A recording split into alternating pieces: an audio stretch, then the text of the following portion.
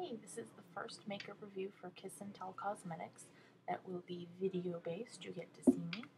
I'm very aware that I need a microphone.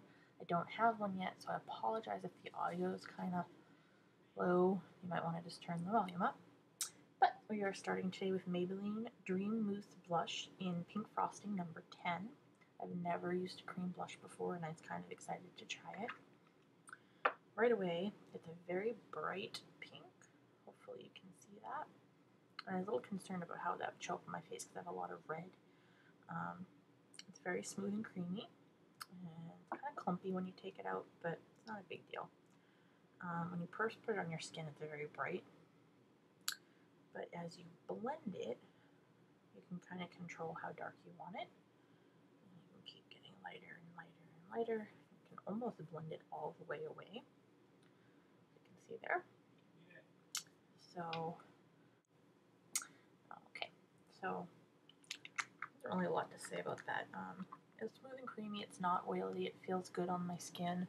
It's kind of hard to show you, but it is there. I blended it a lot because I don't like a lot of blush, because like I said, I have a lot of red in my skin, but it gives you pretty good control over if you want a lot of pink or you don't want a lot of pink. It feels nice. It smells a little like Play-Doh if you burned it, which is kind of strange, but it's not offensive, and again, on your face you don't smell it, it's just in the little pot.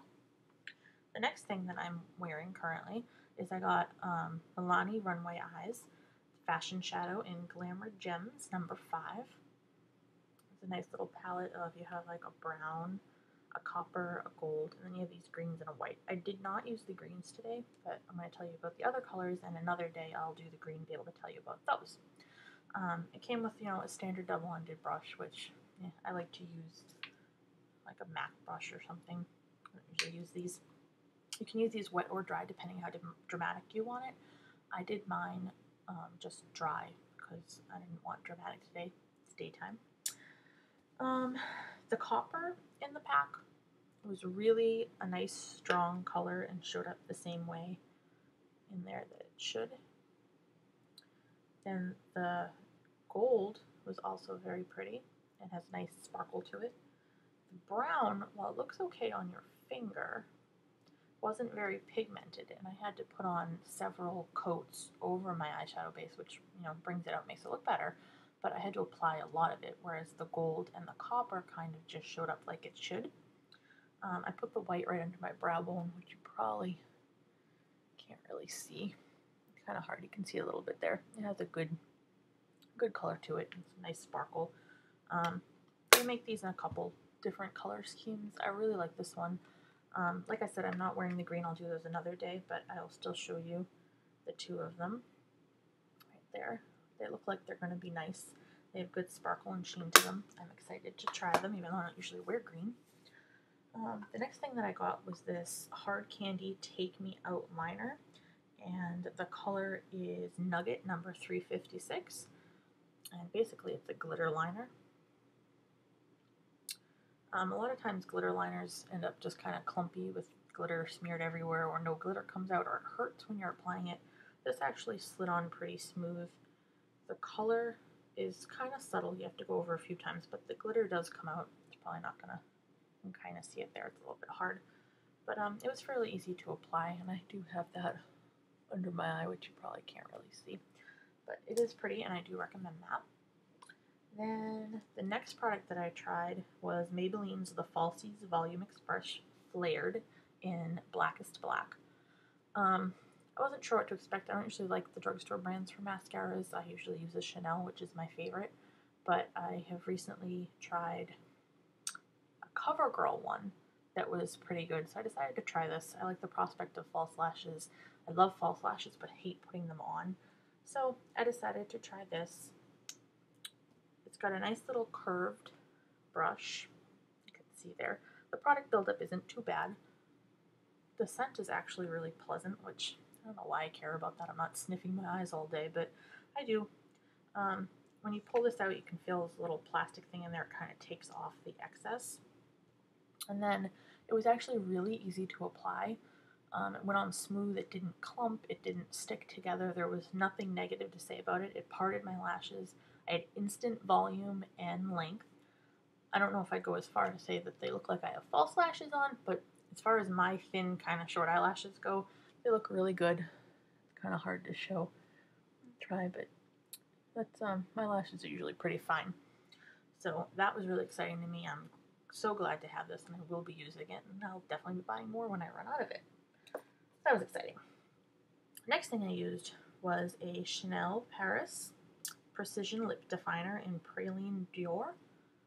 I don't really know how to say it. It's number 35, but it's basically just like a nude kind of a, you can see it over here. It's like a nude. And then on one end you get your pencil, which is really pretty, just plain. And then on the other end there's a brush for, you know, painting in. It feels like most lip pencils to me. It goes on, it's not really dry, it doesn't pull at my lips or anything, but you know, you gotta add something to it. It's more for lining, but I filled my lips in as well because I like the color. And then I followed it up with a Chanel Glossomer number 141 Meline. Now, Chanel glosses I think are kind of sticky, so sometimes you gotta be in the mood for it. They're not so sticky that your lips are sticking together or you have like that kind of gross buildup. None of that happens, but it isn't a more smooth gloss like some, I don't know. But you get good product on there, and the color's pretty true in here and has these nice little sparkles, which I thought would complement the eyeshadow that I used. And you can just reapply throughout the day, of course.